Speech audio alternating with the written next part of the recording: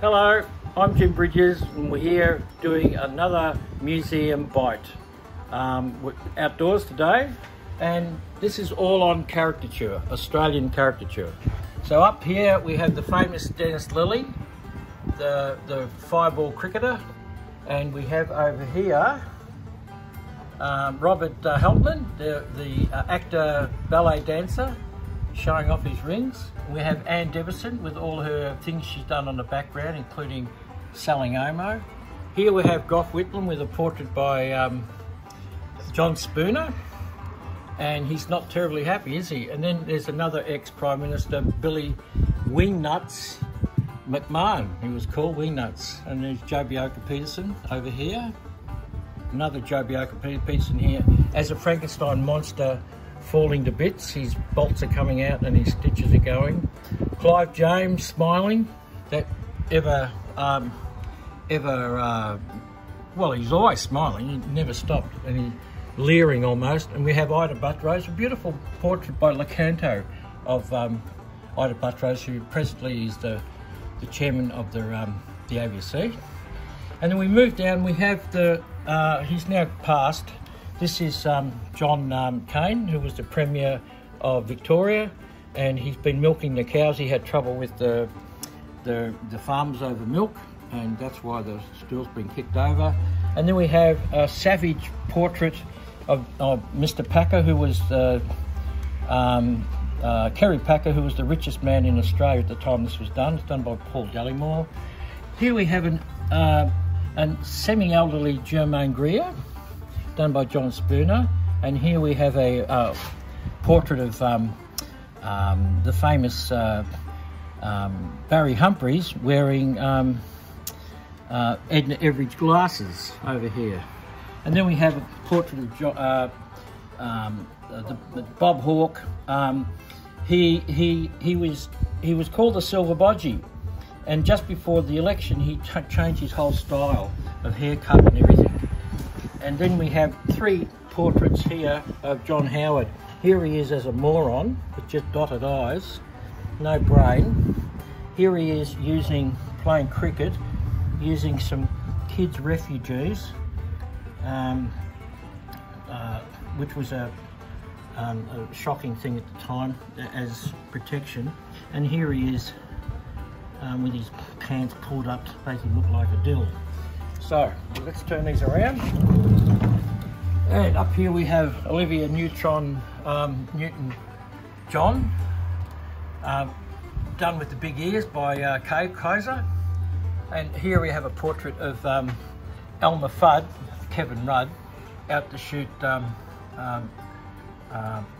Gillard, the Prime Minister at the time. And here, yeah, so that's as the duck. Beautiful portrait, early portrait of Menzies by Spooner, and he's a world statesman, so he's got this thing in the hand showing that he goes all around the globe. Here's a beautiful little ditty by Paul Harvey, Tangles. Max Walker, the cricketer. This is a portrait of Albert Namanjira, done in the 50s by Tony Rafferty. And here we have Nathan Buckley, drawn.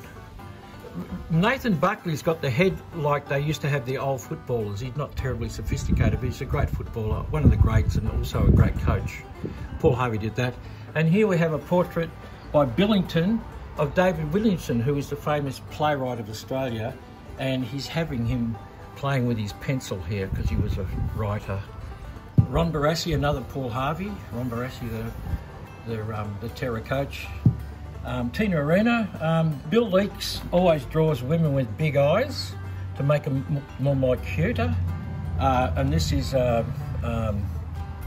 David Rowe portrait of Tony Abbott, using his nose, and there he's wearing the hat like the man out of the cannon.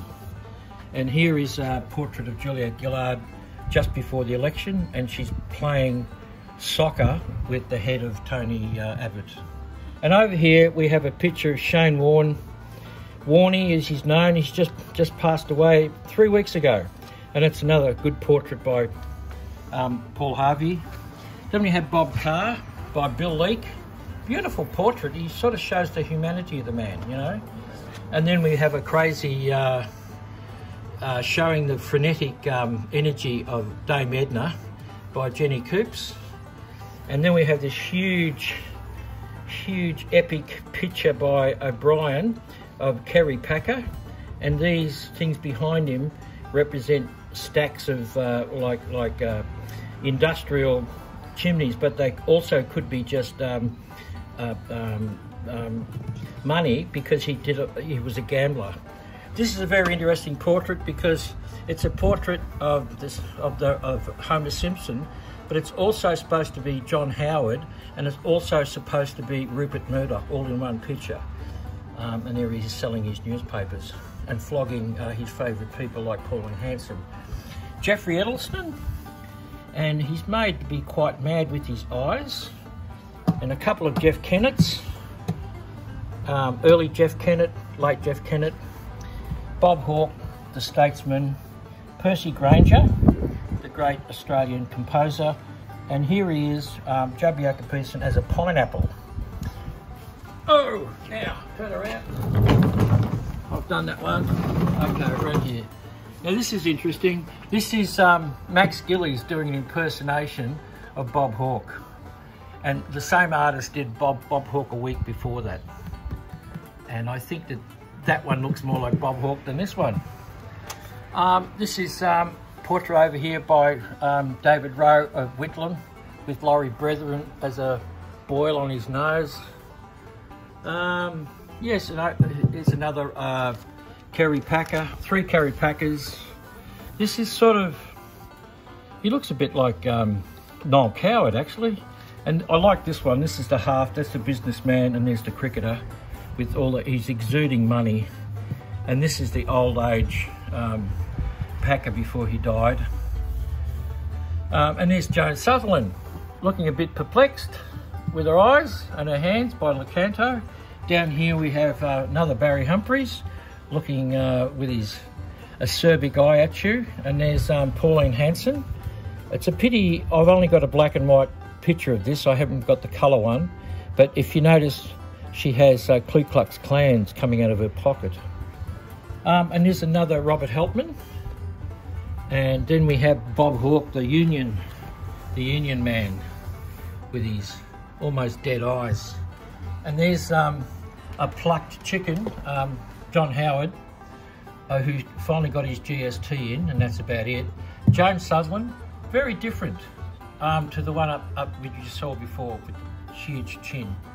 And then there's Bob Hawke again at the beginning of the Silver Bodgy stage. Colleen McCulloch, the author of the Thornbirds, big lady she was.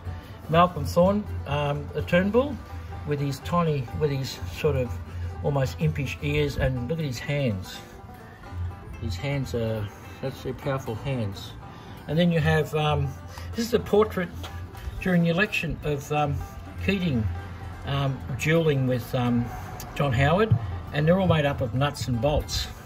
Probably put on some sort of thing, maybe blue tack to build them up. And then we have Kennett, whole series of Kennetts here. His narrowed margining, and then here he is here with hair like the Sydney Opera House, because he tried to steal a lot of cultural things from Sydney. And over here is an extraordinary portrait of John Eliot as a pig, smoking his cigarettes and his very flaccid, almost phallic nose. And down the bottom we all have these Jabioka Peterson. We have sort of the statesman. We have the crazy-eyed Jabioka Peterson. Then we have the sort of the crusty farmer. Yes, and here we have Manning Clark, the famous Australian historian. Yes, he wrote oh, I think it was a 6-volume history of Australia. Early work by Neil Moore, who was obviously influenced by American artists with all the cross-hatching. There's a late Spooner portrait of Germaine Greer, smiling, and down here is a very early one. And here she is sticking the tongue out with possibly the pill, the famous pill. She's not amused. It's almost done like in a Victorian style. And over here we have a Weg Whitlam. I asked Weg to do me a portrait of Whitlam, and he did this in about 3 seconds. And then he rang me up and he said, it's no good, you've got to draw him from the side, because he thought he was a Roman emperor. Beautiful portrait by Cunahan of Mo McCarthy, the famous Australian comedian in the 40s and 50s and 30s. And probably the best portrait I've ever seen of Bradman by Cunahan. It's just wonderful. I just love looking at it. You don't even see the eyes, you don't need to. And here is the Whitlam that he was talking about by Bill Leake. The Whitlam, which is the Roman emperor style. And then you have Malcolm Fraser, who had leaks in his cabinet. And here he is, naked, you know, and there's the old Parliament House in the background. And there's a very complimentary picture of the Queen by Bill Leake. Bill Leake's pretty savage, but he obviously has a soft spot for the Queen. And down here, close up, this is the portrait that Lecanto did of the Queen, and he got so many complaints he had to redraw it, which was that one. Then we have an early Robin Archer. I think it's a beautiful portrait. She doesn't look like that anymore because that's nearly 30 years old, that portrait, but it's beautiful. It just captures her. And this is the Fire Brown Union Hawke before he became the Silver Bodgie Prime Minister. And then over here we have Fraser. It's an interesting portrait because see how he's changed the angle of the eyes? Peter Nicholson is not noted for his caricature, but I think it's a very good caricature of Malcolm Fraser, one of our ex-Prime Ministers. And here's Barry Humphries. And this is a strange portrait because look where the ears are. They're halfway down his neck. But it doesn't matter because it gives you that, and all over the expression of his eyes, and the mouth. It just shows you what a entertainer he was. He's a rubber-faced character. And here is this is post Prime Minister Whitlam when he went overseas, and he took people to France as a guide. And here he is learning his French and English. Beautiful portrait by Billington.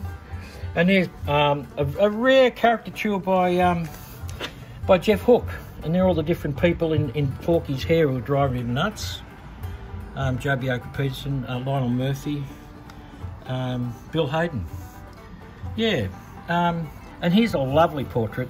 I love this portrait of Hawke, and that's actually taken from a photo, and there's not much difference, but this is a pure caricature.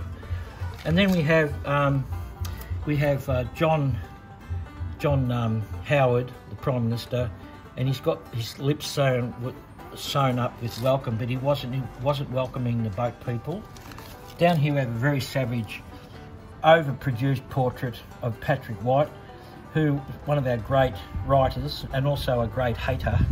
And here we have John Spooner's portrait of Jeff Kennett, who was the Premier of Victoria, and he obviously didn't like him, and he's turned his hair into a crowbar. Yes, well, okay. Well, this is, I hope you enjoyed the little trip down Australian history with via caricature. This is Jim Bridges saying we'll see you at the next time we do a Museum Bite. Bye-bye.